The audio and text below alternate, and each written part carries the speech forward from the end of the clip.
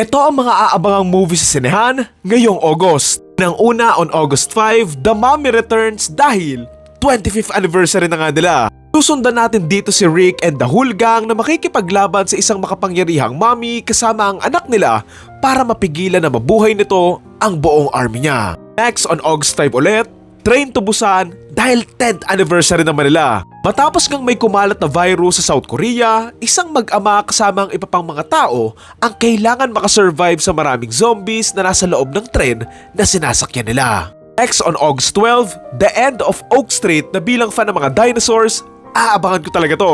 Ang pamilya ang mababalot ng takot nang mapunta nga yung buong neighborhood nila sa panahon ng mga dinosaurs. Next on August 19, Insidious Out of the Further. Tungkol ito sa isang babaeng na diskubreng kaya niyang maglakbay sa mundo ng mga espiritu pero nang aksidente ngang may sumunod at sumama sa kanya, dito na nga siya gagawa ng paraan para mabalik ito. Next on August 19 ulit, Kung Fu Soccer, and sobrang excited ako dito kasi ang nag-direct nito ay si Stephen Chow. Sundan natin dito ang isang grupo ng mga babaeng magaling sa martial arts ang sasali nga sa isang soccer tournament kung saan gagamitin nila yung galing nila sa pakikipaglaban para manalo sila. Next on August 26, Paw Patrol The Dino Movie.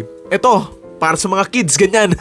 Tungkol ito sa Paw Patrol na aksidenteng mapupunta sa isang isla na punong-puno ng mga dinosaurs kung saan meron nga silang pipigilang isang malaking disgrasya para maligtas ang lahat ng may buhay na nakatira sa isla na yon. Next on August 26 ulit, Filipiniana. Isang teenager magtatrabaho sa isang elite country club kung saan madidiscover nga niya dito ang madilim na sikreto ng lugar na ito pati na nga rin yung mga taong may control dito. Kay second to the last, The Dog Stars, and on August 26 din to. Tungkol ito sa isang lalaking piloto na kasakasama ang aso niyang naglalakbay sa isang mundong sira-sira na para humanap nga ng isang bagay na makakatulong hindi lang para sa kanya kundi pati na rin sa mga taong mahalaga nga sa kanya.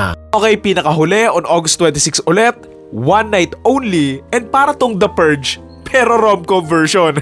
Susundan natin dito ang dalawang tao magkakasama at magkakakilala sa isang gabi kung saan lahat ng single ay legal na makipag-ano sa mga kapwa nila wala pang ang karelasyon. Honestly, I'm kinda confused and curious nga sa premise nito kasi alam yon, parang kung single ka, pwede ka naman makapag-ano gabi-gabi, so bakit isang beses lang sa isang taon?